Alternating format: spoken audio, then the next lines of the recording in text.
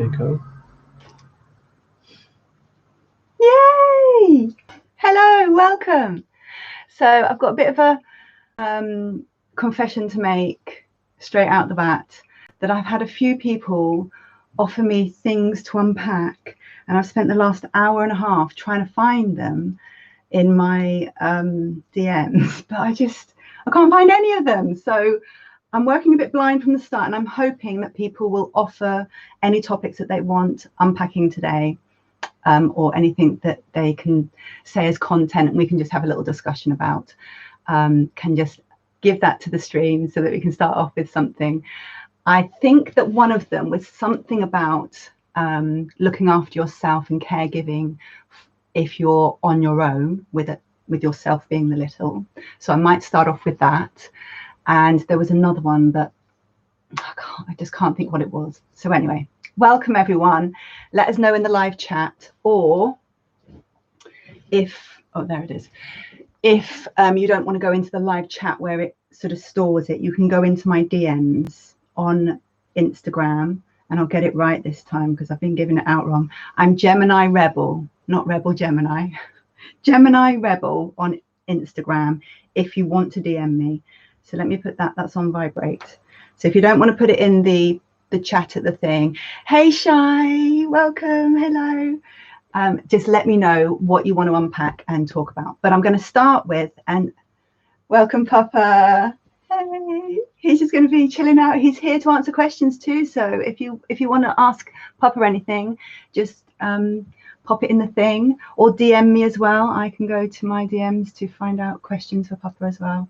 So just talking in general about whatever you want in the spectrum of dynamic, from caregiver little to a sexual dynamic or relationship, or looking after yourself as a solo little, and all those sort of things. So let us know what you'd like to do. But I'm going to kick off with what I think is, if I remember correctly, the question that someone asked me: could we unpack about how you can get better at being a caregiver little in a dynamic where you're just by yourself? You haven't got someone to do this with, and you would really like to sort of explore that more. So some ideas around that are to get yourself a little booklet or something that you can pin together in a binder, and start writing down things that feel like would be looking after your space. So that includes soothing, self-care, so body and mind, and positive triggers, negative triggers, plans for, so how you take care of them when negative triggers happen, and boundaries and sort of consent with yourself. So really, if you're going to start child part work, and by yourself especially, and also with someone else, you need to be able to communicate that strongly enough so that they can understand it. But even if you're doing it with yourself, you could start off this caregiver little with yourself and end up putting your child part through a second really horrible childhood, because as an adult or parent part, you're a little bit mean to yourself. So it transpires that you would end up being mean to your little part too. And like, we don't want to start that work where you bring out a really vulnerable part of yourself that is usually there because you didn't have a good enough childhood, and then give them a second really horrible childhood because your adult self can't take care of yourself. So that's the first place to start with. Do I have any stigma towards myself and my child part? And what is my self-dialogue like? Do I talk to myself like I'm horrible all day and give myself all the nasties under the sun? Or am I talking to myself in a way that takes kindness and care and consideration, and is thoughtful and says, oh, listen, we're just practicing, don't worry, you're going to get this wrong loads of times because we're in bad habits, but thanks so much for noticing that you were talking to me badly again. And if you think about trying to change the environment of self, how you talk to yourself as a habit, and you take 21 days to put in a habit, and you take 63 days to get rid of one. And so if you, for 21 days, just make a bit of craft work, or wear something that reminds you to honor, or write something on the back of your hand that or have something in your bra or your pocket that reminds you you've got a child part that you're working with, and you must remember them all day, every day, and think about how you're conversing internally with yourself, or how you're letting others treat them as well. So you create that boundary and that safety that you're not going to take them through a second crappy childhood. You're going to give them a good child the second time. Someone's mentioned us that we're on live, so thank you so much, Shai, for sharing that. So secondly, when you've started sort of realizing, how do I talk to myself and how am I going to look after myself and get on the habit of well-being and kindness and empathy, you can then start getting clever about what your little is like and what they would like to receive as care and caregiving and kindness. And that can include the sexual side too, because we can have self-love and have our own fantasy go somewhere that makes sense to either recovering and looking after our sexual shame, or looking after survivor conditions, or going with the kink that we have, that we were born with, and taking it out of it being judged or something, so we bring it into a well-being. So writing down and making like a little journal, a littles journal that sort of keeps all your ideas of self from that part of you, because it's a separate part, giving them a name, giving them their character, and getting to know who they are and what their likes and dislikes are, and what encourages their little space and what triggers unwell-being in that space, so that you can protect them more with it. And then when you get to the point where you are very good at looking after yourself, and you know yourself and your little really well, you'll be in a better place to communicate that to someone else in dating and getting to know someone else as a caregiver little, or DDLG, or any other dynamic, polydynamic, where you're sharing yourself intimately with someone else. And doing that, you have to get better at communicating yourself. You have to get better at knowing who you are and what your needs are and what your turn-ons and offs are. Even in a purely wholesome, non-sexual dynamic, you would still have that dialogue to see how your sexual adult side works along this other little side that isn't sexual, so that it can stay safe, or the rules around different parts of it. There might be a separate part that's completely unsexual. There might be a part that I don't know what this is, but I don't want you treading on it. I need to go to you with it as it comes out. And there might be a bit that's like, this is sexual and this is the way I would like it to go, and these are the reasons why, and this is what you can do, and these are the languages or the props or the different things you can bring in to help set that scene of what it's trying to heal, or what it's trying to arouse, or what it's trying to recover. So depending on where you're at and who you're with and what you're doing, first and foremost, get a kind dialogue with yourself, so that you're making honorable witnessing relationship and bonds with your little and all of the realm of who they are and their spectrum of self, as well as having a separate dialogue with your adult parental internal self that is going to be the main communicator and safety maker and relationship dynamic holder. So if this part of you is really horrible to you all the time, you cannot rely on this little to make the boundaries and the communication and all the understanding, because they're just little. So see where your work is. If you separate yourself out into a triangle where you have an adult that is your collecting of your skills and makes your adult life, they're your workhorse, but really they should be your prized workhorse, not your robot abused thing that is going to go to the knacker's yard and you talk horribly about. And then you have your corner that's your parental self, which is really about your dialogue of self and how you take care of yourself and how you see your biggest picture, and if it pivots around you, and whether you can see the perspective of others and stay safe in the full realm of it. And if again you aren't anyone in that picture and everyone else is something and you're a slave to it, then you can't build up a safety of anything, because you're sacrificing yourself for other.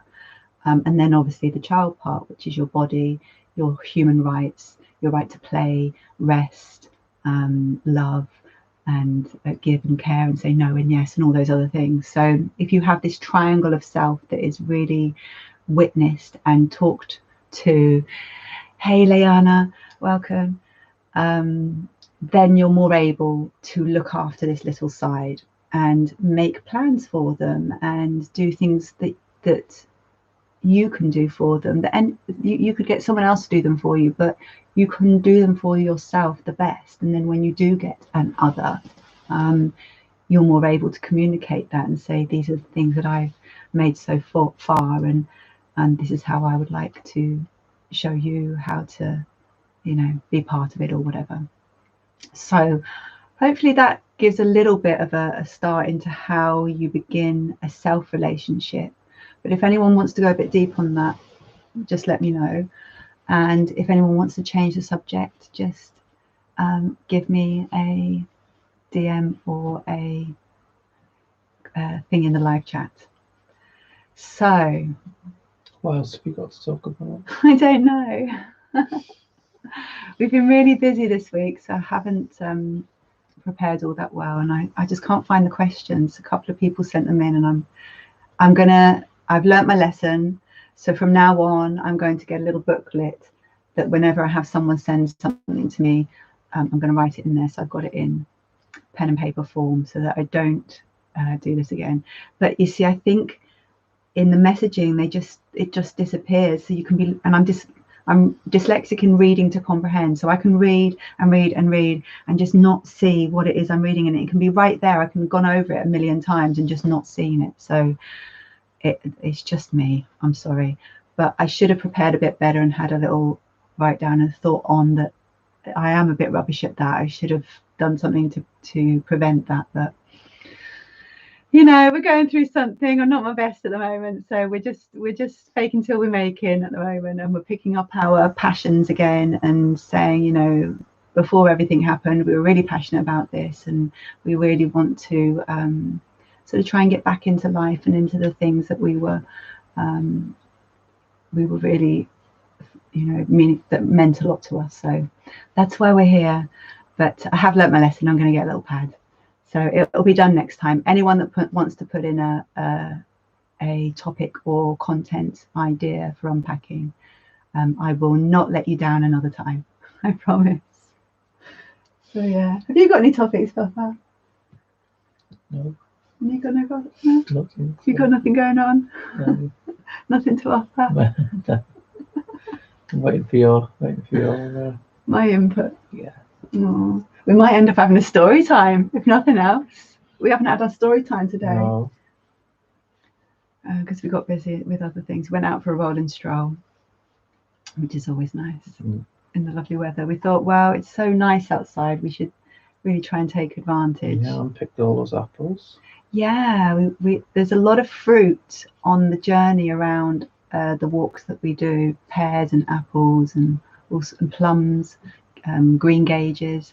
So we've got this fruit picker, which we didn't take this time, but we will take it next time to go and get things. But, there was so many, you could just pick them off the trees. Yeah, so we're going to make an apple crumble because Papa's a chef. We might have that tomorrow with ice cream. Yum yums. It's good stuff.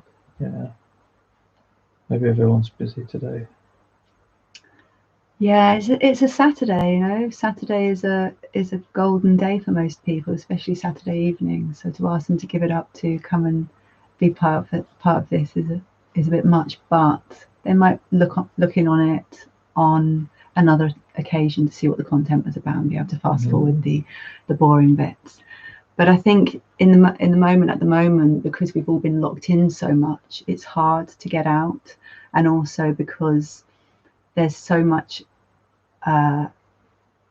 uncertainty in how we're allowed to get out and the rules around that, and also the safety of it. And a lot of people, they're not someone of who's got a low health and is in the keeping restricted things. They might have someone in the family that is, so that they're trying to protect them. Someone said hello. Hey, little rainbow dinosaur, roar. Arr! Oh, that's more like a tiger, sorry. Roar! Oh, they do that, don't they, with their little arms? Like Jurassic Park. Yeah, so it's hard to get out at the moment. And I have to admit, I've got a little tiny weeny bit of agoraphobia at the moment. It's like, if I have to go out and there's one other thing, it's raining, it's windy, it's cold, oh, you know, it's getting dark, something, I'll be like, oh, we won't do it today. We'll do it tomorrow. We've got loads of days to do it. So there's lots sort of getting in the way. I'm like that with exercise. What's the phobic of exercise? I wonder. You'll have to Google it. Yeah. We've got so used to being sedentary, it's hard to get active again.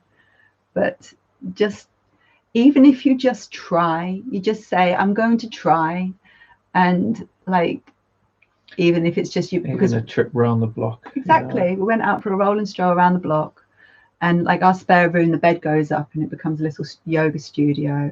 And even if we don't get in there, the habit of putting up the bed to say, we're really going to try and get in there. One day we're going to get in there, and then it'll start the habit again.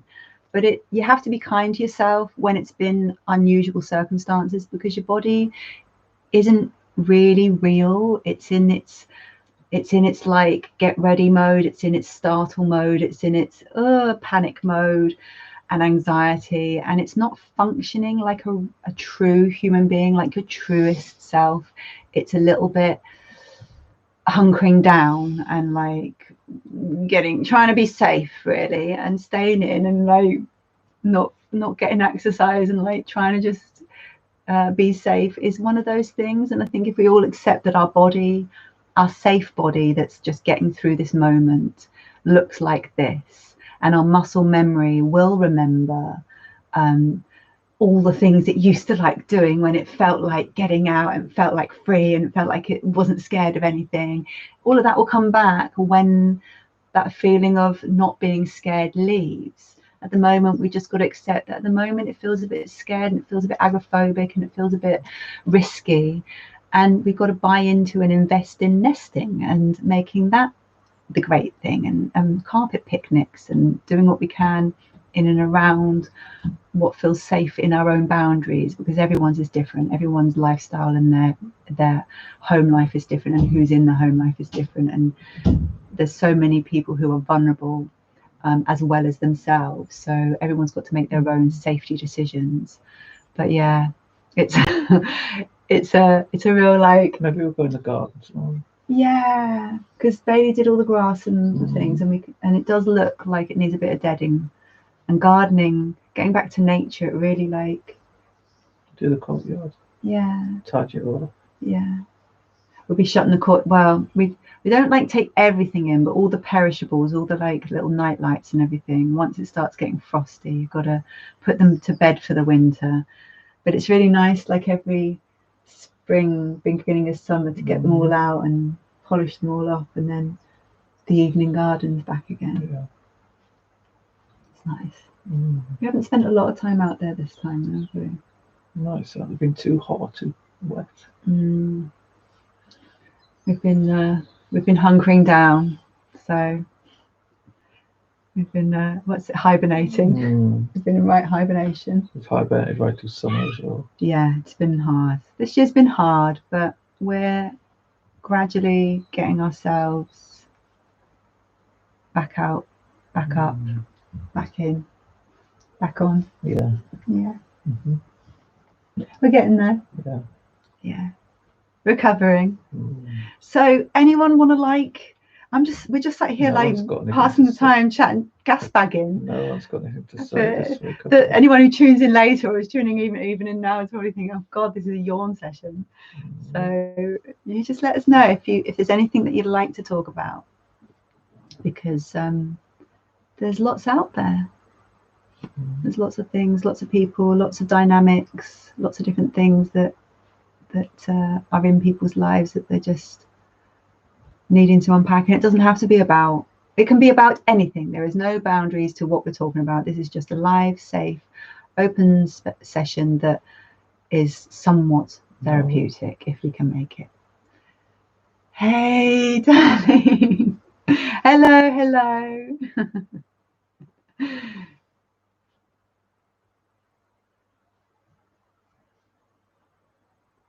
So yeah. Loneliness being a solo little, yeah, that is really hard. And I think everyone in lockdown is feeling especially lonely right now. And if you're on your own and you have a little, that's really hard. I remember the moment that I realized I had a little, and like it's weird because I've always had one, like ever since we've been together 27 years, and there's always been something there that comes out in different ways. But specifically working with my littles, the moment they came out and I realized, oh, they're there, it was a real longing to play with other littles, to have belonging and connection with other littles, and to also communicate that to my papa and to my husband, who then became their papa. To have them realized, to have them self-actualized and becoming as an identity in themselves that has their own boundaries and voice and communication and things that they need and wounds and all these other things that you have to get to learn to know with them. And so loneliness, especially in this current situation where you might not only be lonely as a little, but you're just lonely in general. You're not getting out to see even your people that don't even know that part of yourself. So you're just having this double helping of loneliness. And it's a real, I try and sort of steer it towards looking after the grief and sadness and missing and loss of it. You're losing out on things, and that feels really sad. And to mourn about that, to invite that in and give it permission and soothing. And it might be that you watch a sorrowful movie and like get some popcorn and get a blanket and your stuffies and you have a proper little cry, or you listen to heartbreak songs or something that just triggers it a little bit so that you can actually dive in and just let that emotion out that feels really sad, and processing it, allowing the emotion to be relieved, lets your body let it go. Then you can think, okay, I am lonely. I really do feel lonely, and not just as a little, but maybe as a person. And so separating it out and thinking, how can I get my adult less lonely? Because that will take all the burden off my little having to make me less lonely. That's a real burden for a little to deal with. So if we, half it, because, half of it is I need to get back in contact with my friends, or I need to get into a friend group that feels nice, or I need to get on a forum of something that really connects with me so I can just chat about stuff that I feel passionate about with other people that feel passionate about the same things, and we can just get into this real discussion because we're not all the same and it's really interesting. Or and it's really hard to get back into clubs and things because hobbies and what have you, because the rules are forever changing. But there's a lot online that we can do nowadays, and there's a lot of really clever ways to be part of even an active things, like in Zoom things. You could all be crafting together, or you could have a little play date together, or you could if you're clever in the IT type way, because we just about get this shit done. So if you're clever in the way that you could do something that's interactive with other people, like think, right, let my adult do some of this work and say, right, I could make a space where you could be more interactive with other people or other littles. And then direct it also towards your little and see, I know that you're on Instagram, and getting out there on those tags and saying I'm in, getting tagged and starting little tags, and half the time they'll ignore them and you'll just be like left dry for a high five. But don't take that shit personally, keep rolling, someone will in the end, and then you'll just gradually make these little things that are just really nice little connections, and they just feel like a moment in the day where someone else just really gets it, no matter where they're or not in the spectrum. They get little space in some dynamic that goes, I got your high five, I've high-fived you back, and that just feels a little bit warm for that moment. And it's a nice way to find that connection. But honestly, it takes perseverance and persistence and commitment to putting yourself out there and getting a bit pied in the face. It's just the way it is, and it's upsetting probably every time. It's upsetting to get pied in the face, but you've got to understand that everyone's shy and everyone's shy in this. This is a really vulnerable thing to put out there. So it's super double shy. And then it's like, also there's a lot of hypersensitivity in the community in general between all the different hashtags and the different spaces on the spectrum of little space between kink and age regression and therapeutic movement and process and all these different things. And for me, that's not a problem because I'm a counsellor and I respect all those and see that they're all there. And yeah, welcome everyone, because yeah, I totally get it from wherever you're stood. It doesn't have to be mine as well. It's just, yeah, tell me all about it. That makes total sense from where you're stood. But there's a lot of like real sensitivity in the thing. So it does make it a little bit more scary to pop your feet in the water, because it is a bit scary to put yourself out there. But if you do it gradually, if you do it in a way that keeps you safe and comfortable, and you just don't take it personally, that most people, this is the absolute end of the sideline of their last thing, and if they haven't got the energy, they're not going to have the energy, and you are just no one on the computer to them until you've built up that long-term effort that says, oh, you're really putting in the effort to get to know me, thanks for that. And then even though I still am not great at getting back, because like loads of people are trying to get to know me, or I've got such a busy life, or I've got really bad mental health, or I've got all these other things going on that gets in the way of me getting back to anyone. If you can just try and not take any of those things personally, you'll find that you make more friends, because you realize it's not you that they don't like, it's their life that's getting in the way of them reconnecting in this moment. But they do want to. You just got to keep at it. And when it's feeling all rubbish and you've just had enough and that was the last straw, and oh, why can't you just, anyone be my friend, just take a break from it and do some real self-care, some real self-love. Treat yourself, get a little money jar and save up specifically for little space, so that you can go out and say, go and buy 7 things in Poundland. Your little will just be like, 7? Oh my God, get the basket. They won't give a shit, it's Poundland. So find little ways to just keep treating your little, that they're being super brave, they're being so vulnerable, and we're really proud of them to keep putting themselves out there, and one day it's going to pay off, because it's a numbers game.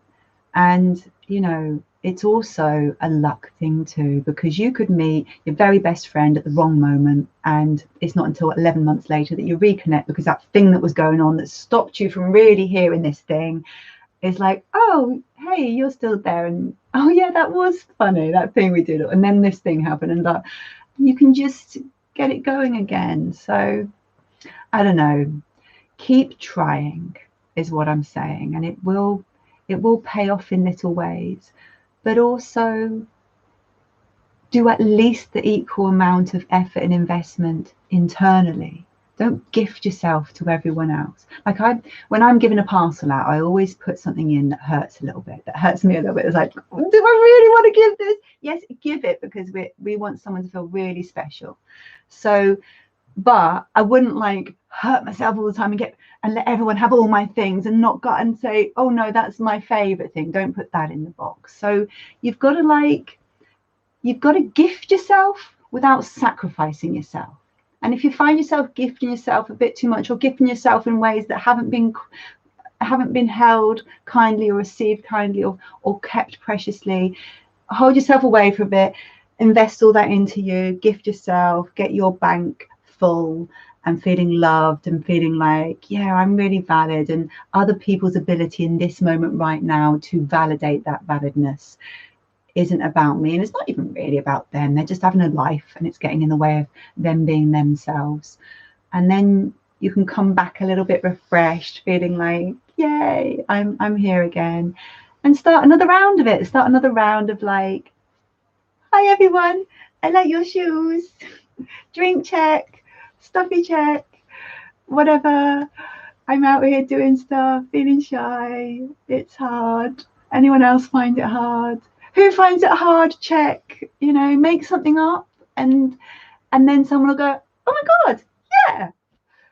So, just I stuffy checked an Instagram guy who's a caregiver, and he's like, oh, I've never been stuffy checked before, but it started this whole funny thing because then he realized oh shit, he did have a stuffy. It was this pineapple, and now the pineapple's really like offended that like he forgot all about his one and only stuffy that like sits and watches, you know, movies with him. So and it was just fun. It was all light-hearted, heartwarming fun that everyone can get involved in, the caregivers and the littles. And I think the caregivers need inviting in. They need inviting into that space and that fun and that play, because the very fact that they're wanting to be a caregiver to a little means that they have a whole load of play. They have a load of ability to be fun and draw out the fun and make the game. So being included in the game is really nice. So if you're finding it hard to make friends with littles, make friends with some caregivers, because they're equally fun and they're equally wanting to belong and be friends with people. And it's not like, you know, you're on Tinder trying to hook up. It's a really friendly, joining in, like playtime, what's the word where you're not platonic, you know, thing. And I suppose if you want to slide into someone's DMs because, you know, you want to go try your luck there, then I suppose you can do that too, and block or invite in whatever you feel on the day. But in the meantime, most of the time, it really is just, I mean, I've never had anything. I mean, I'm out there as fully monogamously married in a really wonderful thing, so I'm sure no one would disrespect that. But, you know, I suppose if you put in your bio what you're after, that's the main thing, really, being transparent and communicative of what you want from this. I want to make friends here. I want to make platonic, little, or caregiver friends, or, you know, whatever. I can be friends with anyone, but I'm not sexual. So I'll respect your space and think, wow, well done you. But like, I'm not there. So as long as you respect me as well, we can be friends, or whatever things that make you feel like you can find your space and your belonging and your friendship in the community. But what I'm really trying to do is try and taking down some of the walls in the community, and the hypersensitivities and the little bit of aggression and like coming out hot because everyone's super sensitive, and try and include everyone. And I get the whole thing of no minors in kink, and then there's this sort of separation, because up this end, this caregiver soothing regression thing, there are teenagers that know their own mind and or maybe are on the autistic spectrum, or have some kind of thing that links them to an age sliding, that they don't want to be told they don't know their own mind. And also up this end, you're allowed to protect that if you are a kink site or YouTube channel or whatever, that you can protect your viewership and your rights to not get shadow banned or blocked or taken off or have your work stolen from you because someone's made a complaint because there is a minor there. It's really difficult, because respecting adolescents coming of age and their right to gradually know themselves, and that they are the first era of online growing up. We can't really tell them off for this is their world and their environment, and here it is, and stay out. When, you know, minors know themselves, they know themselves quite well in general.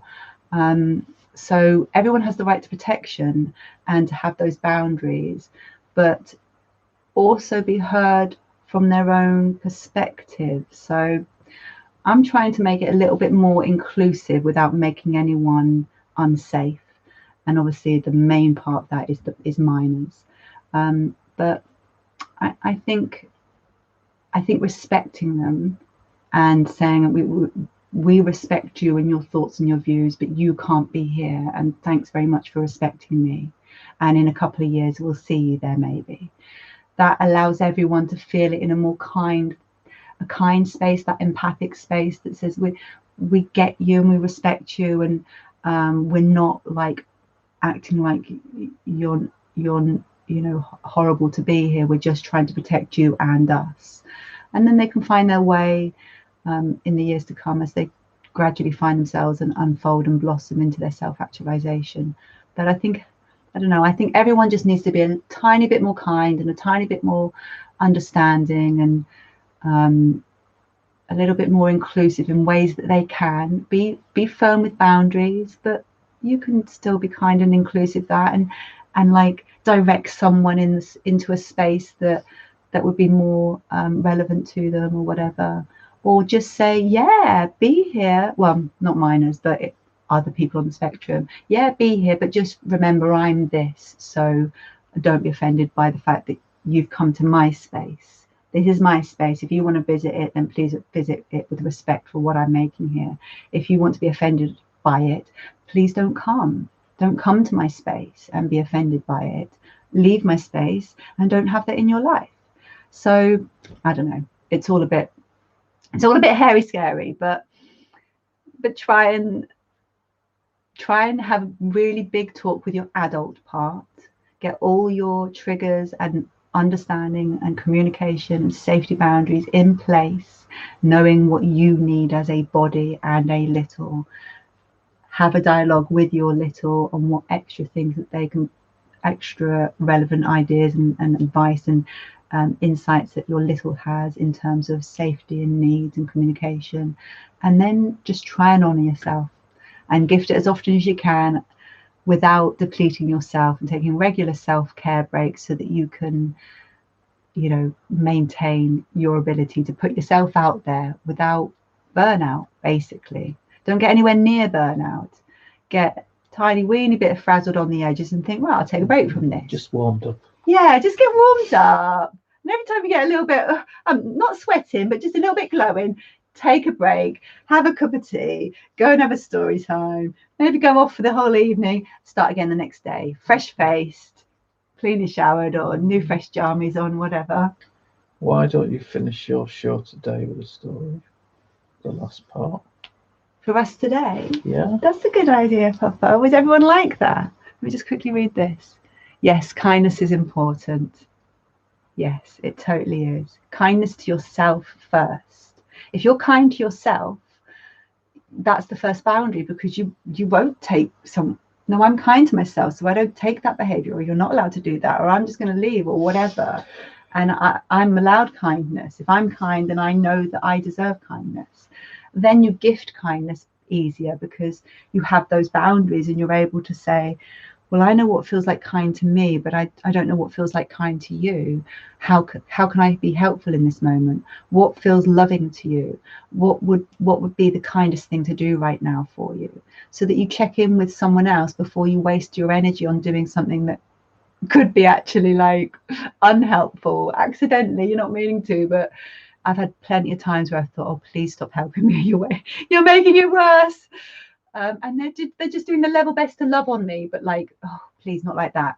Can I just direct you? This would be, and then they're really pleased to like, oh, thanks for directing me. They would hate to waste their energy on loving you in the wrong way. So communicate, be valid enough to be kind to yourself that you can communicate it to others.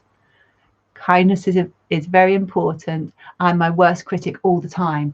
There's your main problem. When you have a self-dialogue that's calling you a see you next Tuesday, that's my favorite word. I don't know why I didn't just say it. When your inner voice is calling yourself all the horrible things under the sun and keeping yourself in an environment where you're just trash and you just can't ever do good and you're never good enough, how can you ever amount to precious? How can you ever keep yourself valid? How can you keep safety boundaries? How can you communicate your needs? Because selfish, why do you need needs? Like, everything you do is thwarted by the fact that you can't be kind to yourself. How can you ever get anything in life if you don't ever deserve it? So that's your main thing to work on. Every time you notice yourself being mean, every time you tell yourself no when really you should be allowed that, every time you find yourself earning the right for something, to breathe, to have water, to have a rest, to say no, just try and notice and pat yourself on the back and say, oh, well done for noticing. I'm being a shit stick to myself again. Put the shit stick down and stop bashing yourself with it. Wash your hands and then think of how you soothe yourself, because do this all the time, that's mean. And then gradually get into the habit of being kind, of feeling like you don't deserve that. Your body gets up every day and works for you really hard in a world and a time and a place that is really difficult. Life is so difficult, especially right now. And for you to just be having in a dialogue that bullies yourself all day long, that's just torture. That's real horrible, unkind torture on a body that's doing its best for you, that you're just abusing for its absolute sterling efforts. And like, then beyond that, think, wow, look what I've achieved under like tyranny, and what could I achieve under empathy? What could I grow when I stopped stomping all over my flowers and, you know, acid rain watering them? What would happen if I gave them sunshine and talked to them every day nicely? And look up the IKEA plant experiment, where they bullied one of the plants and they get showered the other one with positive affirmation, and everything else was the same, fed it the same, watered it the same, had the same sunlight. And one plant basically shriveled up and nearly died, and the other one grew to its like 3 times its normal size and was just like this lush evergreen like jungle. And it makes a difference. If you can hold yourself in kindness, what could grow from that? And, you know, what could you get in your life from being kind to yourself? And also, how can you inspire anyone else to be kind to you if you're not kind to yourself? If you don't hold that basic human right that everyone deserves kindness, everyone, you know, anyone, especially those struggling. So if you can't be kind to yourself, I don't know, you're more likely to be used and abused and seen as someone that's just like that. And if you're going to put yourself out there to be a doormat, then who am I not to walk all over you? Like, that's your problem. And there's a lot of people that wouldn't think twice, because more fool you, and they just don't have that level of empathy. They're born without it, and really it's not really their fault. That's just the neuroscience and the chemistry that they're born with, and the level of feeling and emotion that they have. It's up to us to get off the floor and not be a doormat. But it's sometimes very hard when we've been raised to be the doormat, and then we're on our own feeling depleted and, you know, COVID, trying to get out the house, and it's all really bloody hard. So like baby steps, and just noticing and like just halting that program of that rhetoric, that monologue, that diatribe, that whole like nasty upchuck all over yourself all day long. Baby Bex, hey baby Bex, welcome. I have dyspraxia and I really struggle to do simple tasks,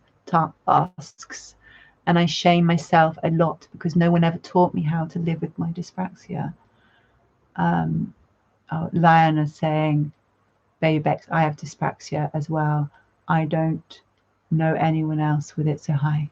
Welcome. You two make a little connection there. I know a few people with dyspraxia. It's where you don't have a good eye-to-hand coordination, so you can be a little bit clumsy. You can have problems with sequence tasking, or like being able to do several things in a row, or remembering things, or getting things in the right order. It like really messes up your ability to make sense of things and do. So it's actually quite a disability. It really is annoying as well. Like yeah. So what was the thingy?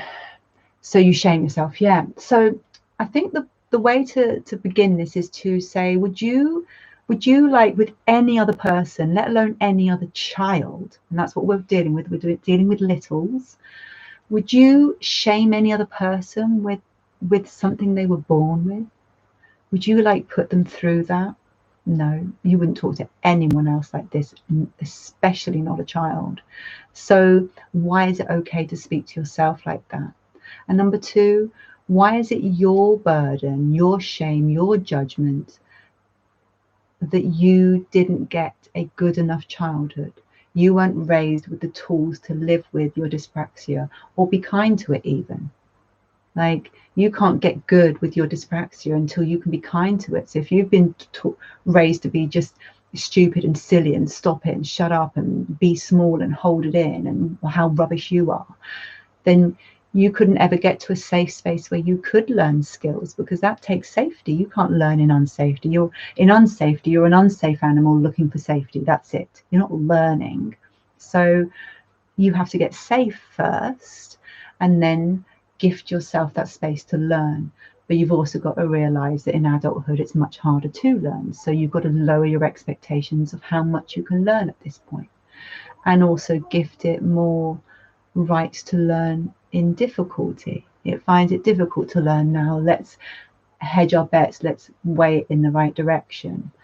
In Canada, we call it developmental coordination disorder, which is a much better name for it. I was diagnosed in university, yeah. So learning to live with it in kindness basically says, oh, I've got this thing. How can I prep for that? How can I boundary it? How can I communicate it to others so other people understand it and don't get frustrated? How can I, what are the things I do? What is this thing that happens? What sentences are they? And I can write them down and put the opposing statement. You know, like if it's saying you're stupid and lazy, you can say dyspraxia is a coordination problem, not a lazy problem. Or I'm very successful at this, this and this. Or I don't talk to myself. I'm not a bully to anyone else, and I won't bully myself either. Something that opposes it in a really good statement way, that reminds yourself that you're working with your most vulnerable part, which is your body, which is usually ignored as a robot, and your child part, which is your portal to having a body. So they're both really vulnerable structures, especially in adulthood, because you're not meant to have them anymore. You're meant to not need a body or have a child part, get up and be a proper grown-up. And it's all, of course, bullshit. So if we can like get back to looking after it and prepping for it and putting things in place and knowing that it doesn't like that, so we'll do it this way, and understanding that that's going to be difficult, so we're not going to expect it to learn it. We're going to know that it takes 50 times, and even when it gets to the 50th time, it's never going to be great at it. It's always going to need a little bit of this, that and the other. It's always going to have a slight handicap that I have to look after and be thoughtful about, and also communicate to others. I'm really, really good at this, but it will take me 20 minutes longer than most people, because I have to go and read in silence. Otherwise I won't take in any of the information, and even then it's going to be, you're going to think, what, has she gone on a bloody walk? No, I'm just reading this page. But that's what it takes for me to read. I've got reading to comprehend dyslexia. So which is funny, when I was at uni, they just couldn't get that, like, if we're sat having to read and they're saying, like, read this piece, that you'd have to be quiet, but they'd all be whispering and moving and doing the things. So I would never be able to read, because it's just not going to go in. It's just going to be words on page that I've read, but my brain hasn't like located them and gone, oh, that's a sentence. It hasn't even located the word, let alone the sentence, let alone the meaning. So I've just got to give up on the fact that people just don't get it, and I'll read it when I get home, and for now I'll just do what I can in the lesson. And at the end, I did say to my tutor several times, I have this condition, this has to happen, please. And you know, one day they might get it, or they'll forever see you as a number and not validate you, and you'll have to keep on holding that boundary yourself. But if you get in that habit, it gets easier to do, because you validate yourself and you don't need someone else to invite you to validate yourself. You come in valid. I lose my validation even now, and I'm fairly well practiced at it. Coming from someone who was like zero, like the opposite of valid, evil, like so evil I should kill myself, not worth life, not worth having children, you don't have any rights, you're so evil. So coming from that to having in general validity every day, but it can go under extreme measures, that's in a fairly well maintained state. But I'm always going to have to look after that it can go. First thing to go is my body when I'm stressed. I don't have a stomach, I don't have a bladder, I don't have a back. That, like, if I ignore my back and I just get on with stuff and I think, oh, I'm having a really good back day. No, I'm just depersonalized and I can't feel my body. And tonight I'm going to be crying over the work surface because I feel like I'm giving birth. So you've got to forever understand what your history is, what your body is, what you're bringing around, and you've got to look after it. And if you're being mean, how can you ever get to a well-being where you can blossom? So really try, both Baby Bex and Princess Liana and Shy, everyone here, try to be empathic, kind, thoughtful to yourself, because that will breed empathy, kindness and thoughtfulness. And then you'll make a life that you really want instead of slaving through an existence that you hate. So think about it a bit like that. So has anyone else got anything else that they would like to chat about today or unpack in any way about anything? Hey, welcome whoever just joined. We're unpacking all sorts of things. I've just invited anyone to offer a content or a topic that they'd like unpacking, or Papa has offered to do us a story time, which I'm totally up for because we haven't had one today. So either way, whatever you feel, let me know. And I just realised I'm sitting in absolute agony, so I'm just going to quickly have my tablets. So Papa, take the stage. Oh, it won't be a sec.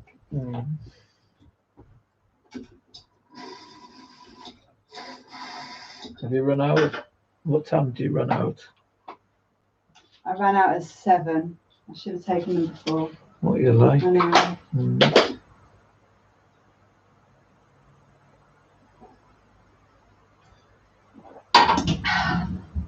It's better. It'll kick in soon. Whee! Hey, I thought I'd show you my Papa Dolly book. Oh, and these I'll show you as well, because this is a really good way of doing self-care with yourself.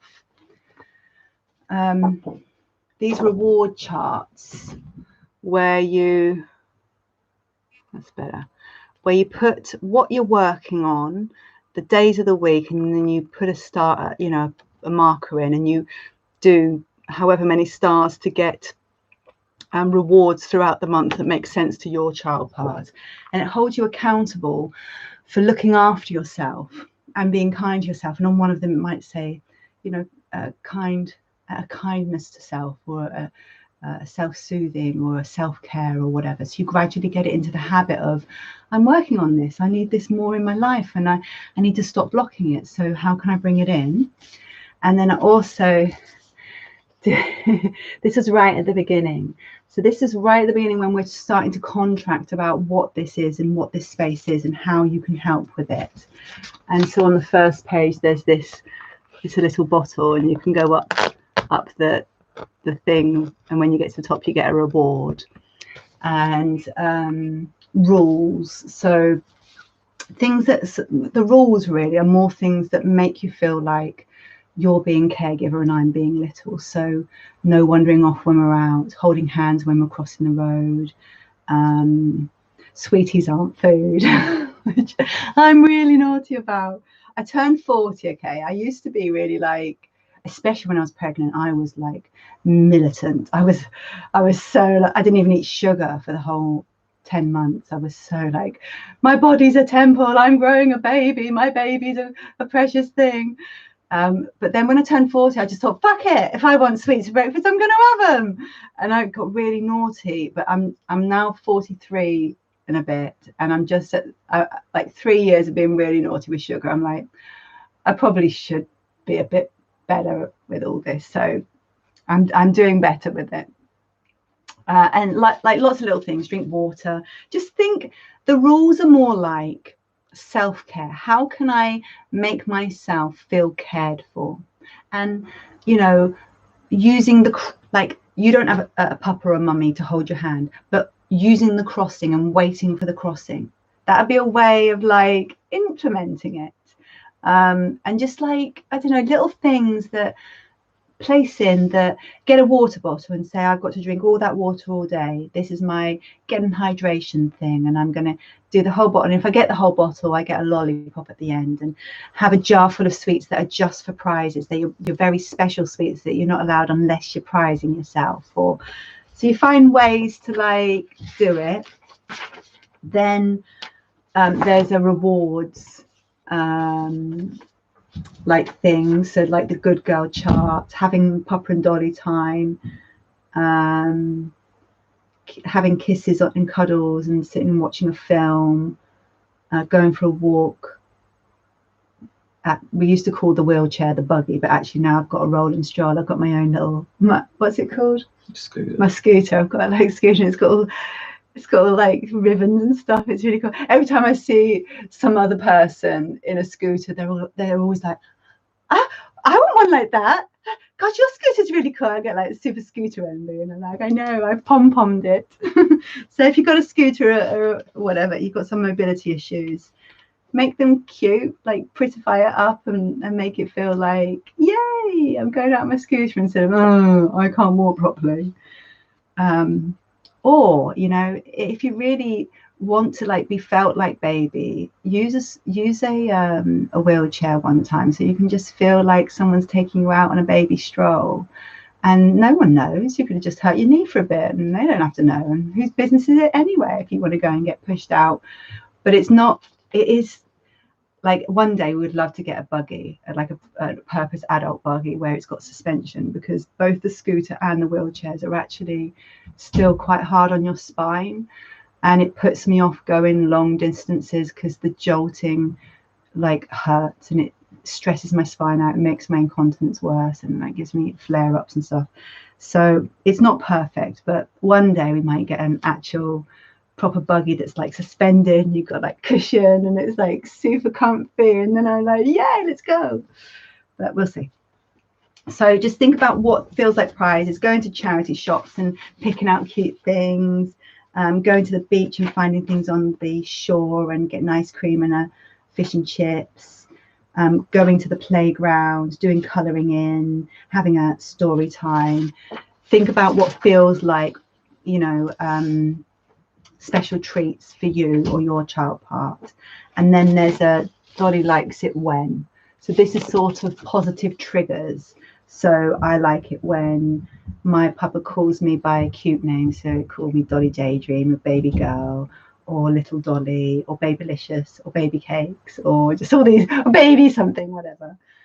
So when you're like drawn out like that, and even if you're on your own, you can draw yourself out like that. You can say to yourself, how does Baby Shy feel today? What can I do as your adult caregiver, the only one that you've got? You write me a little note, or draw me a little picture, or give me a little thought of what I can do, and I will try and do it for you. And it just helps you think, oh, I can treat myself like that. And if I make myself one of these little books, I can think about this as not I'm doing it for myself. I can think about this as I'm doing this for my child part, and I will do it as special as I would do it for any other child, and I'm going to treat them precious. Otherwise, why am I doing this just to bring out a very vulnerable part of myself and then hurt them and be mean to them and like put them through a second childhood of neglect? Let's not do that. Let's like be really precious and kind to them. I like it when Papa gives me kisses on the forehead, or he takes my hand and kisses it here, or he says, hold my hand when crossing the road, or he says things like, Papa, do it. Do you want Papa's help? So he's certain little things help me go from adult to stress. It's got all these things going, oh my God, to, oh yay, hey, I'm here, and I do like that, and I am hungry, and I do want to cuddle, and that was really sad, and yeah. And all of a sudden I'm back to being a real life person instead of this thing that just gets on. So when your partner or yourself know how to positively trigger this base human being vulnerable part, it helps it bring it out daily, and you can look for it daily. And if you don't look for it daily, you should look for it daily, because it's not a thing to use. It's a part of self that is being and becoming. And it's like anything else. If you ignore it for a day, if you ignored your bladder for a day, you'd know about it. So you need to daily check in on this very precious part. So I like to think when little's happening, I like to help with everything. Like I get my shoes on and off, help with my coat, you know, do all the little things, take the crust off my sandwiches, do all the things that make me feel like I'm your little.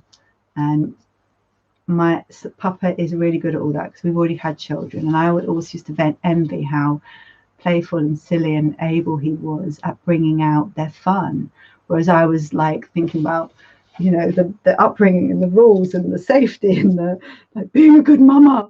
Like I could put on the best fun day, but I didn't find it easy to join in. But I had a joiner in it, so it was fine. So he could do all that. I could get it all prepped. I was there at the background here. You're doing all the food, and then you go and get all the fun set up. But I'm much better at it now because I have looked into my child part, and I'm able to do it. And luckily, between the two of us, our children don't feel like they missed out on a single thing. So we got away with it. Phew. And then at the back, I've got this little space where I put my letters to Papa. Now, you can do letters to self. You can write a letter from your adult part to your child part that says, I'm really sorry that I've been treating you like this. Oh my God, I'm so ashamed and embarrassed that I brought out a child part and then I was mean to it. It's going to be all different. Please write me back.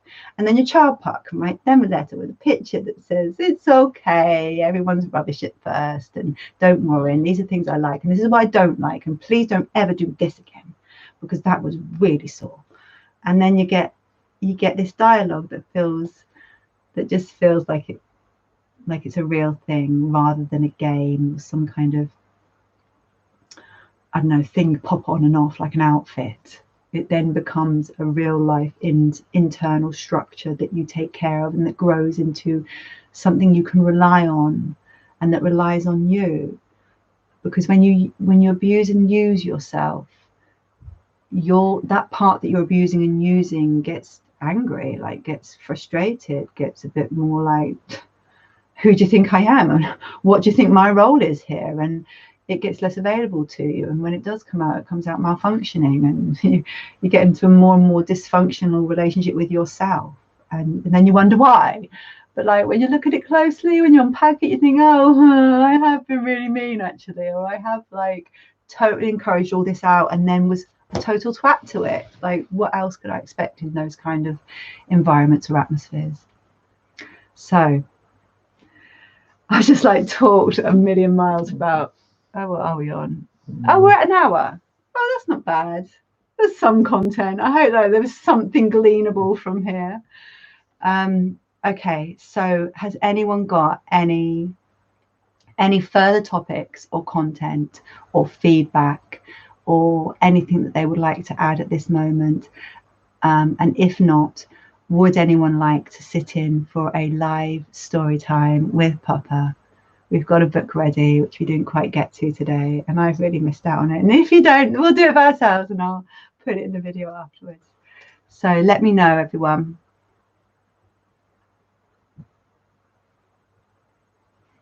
Who likes to do rainbow hair, don't care? Not rainbow hair, mermaid hair, don't care. Where you do plaits in your hair and then you let it out the next day and it's all super wavy. Looks like mermaids. We'd like to hear a story. Yay! And it's fairly topical. We're getting through the Charlie and Lola books, and we're on to the Boo Made You Jump book. So it is almost, well, it's like a couple of weeks off Halloween, but we start Halloweening mid-September, don't we? So okay, I'm excited. Shall I, we'll just leave it here, shall we? And we'll just... Yeah, we'll leave it there. We'll just get it in. Yay. Okay. I'll get it close. Boo! Made you jump! Has anyone tuned in to Charlie and Lola, the actual thing? It's on Netflix at the moment, the whole series. They're so funny. I love them. Okay. Right, okay. Let me get comfy. Got your blankies, got your bears, got your dodies. Oh, sorry. No, not yet. Sorry, I accidentally nearly ended the live stream. Okay. Mhm. You got room now? Mhm. Okay. Make Ready? sure you show them pictures sometimes. Yeah. I have this little sister Lola. She is small, very funny.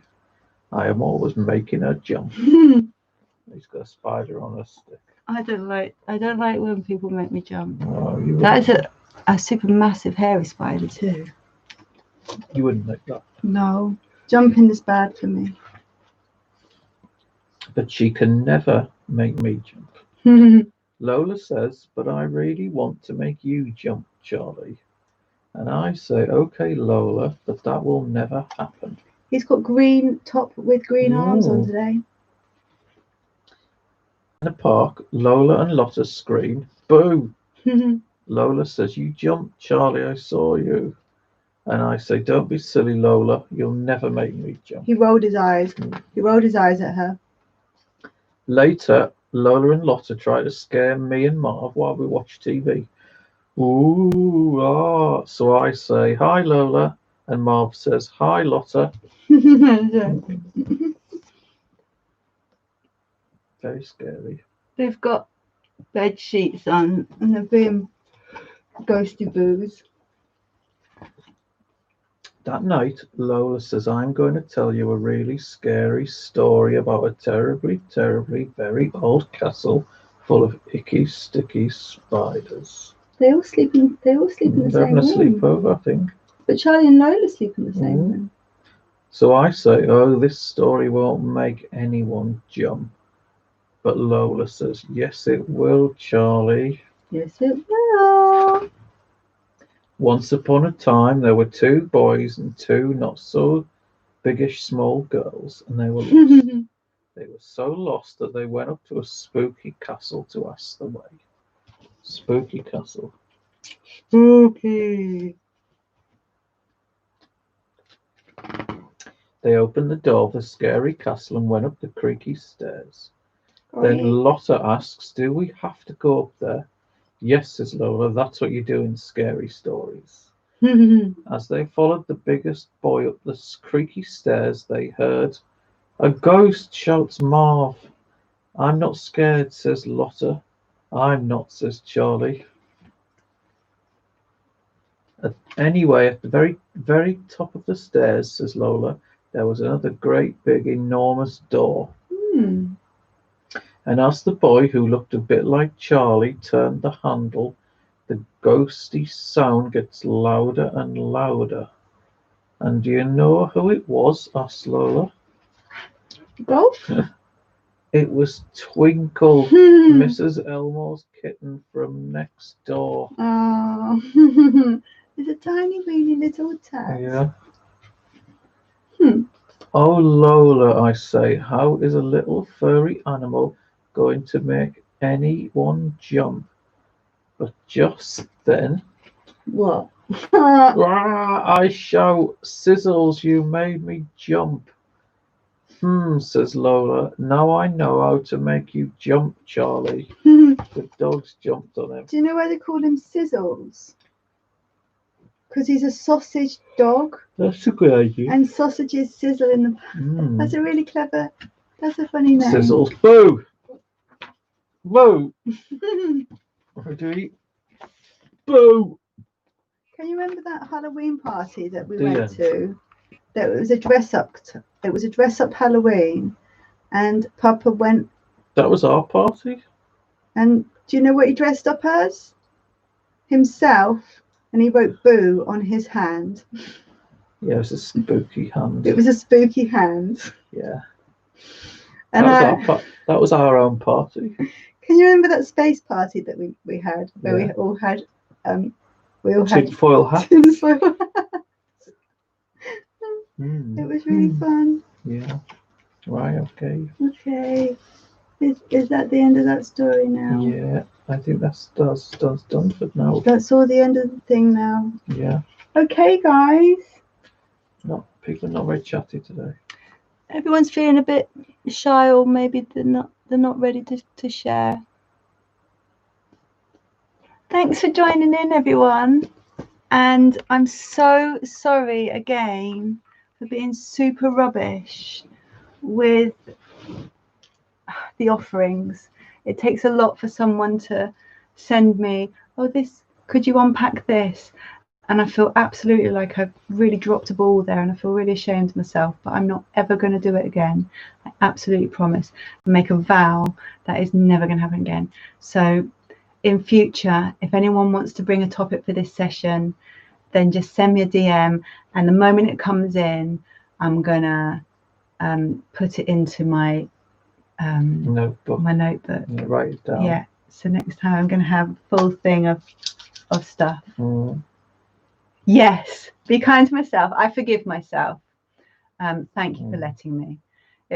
I should have guarded, because I do know I'm dyslexic, but I thought, oh, they'll all be there and I'll just be able to think it. And then I'm like, oh shit, because in your DMs, all the things that you've done to all the things are there. And so then there's loads of DMs, and then it's like, oh, which one was it? And everyone's names are super similar, and I think, oh, who was it that sent me it? And then in there we might have chatted about other things, and I'm like, oh, where is it? So it was just an absolute mind boggle, but it won't be in future. But I have forgiven myself now. Thank you, Shai. Okay then. Okay, thank you so much, everyone. Well Thanks done. for coming, and we'll see you at the next one. Let me just double check no one's DM'd me before I ignore someone. Oh, someone's just sent you a message. Oh, they're just saying sorry they couldn't come. They'll see us later. This was the first time watching you live, so I was very shy to chat. Thank you. Baby Bex, thank you so much for your input, and well done for giving what you did. And if you're ever shy in future, just DM me, because then it's not on here. It won't be shown. I won't say who sent it. It'll be private and anonymized. And then, you know, if anyone wants to email me a bigger thing, you What's know, your email? Yeah, autonomycounselling@outlook.com. So auto, AUTO, NOMY, NOMY, counselling with double L, COUNSELLING @outlook.com, or the DMs. And you can email me like a full-on storytelling of something that wants unpacking, and I can anonymize it and make it a topic, so that I can really specifically give you some kind of process or whatever for whatever you're specifically going through. But honestly, it's been lovely to chat with you all. That's flow by. I know it has. It always does, doesn't it? And thank you so much, Papa, for coming along. And we'll be here again next month, which will be probably, it's on the third week usually, the third Saturday. So I might be at a sleepover that weekend, so it might be on the 24th. We'll see, because if the whole lockdown is happening, I won't be going to that. So it'd be like half-term week, October. Oh yeah. We'll see what's going on. Okay, thanks for coming, everyone, and we'll see you again at the next one. Much love and kindness forever for everyone. Be kind to yourselves and each other. Bye. Boink. Boink.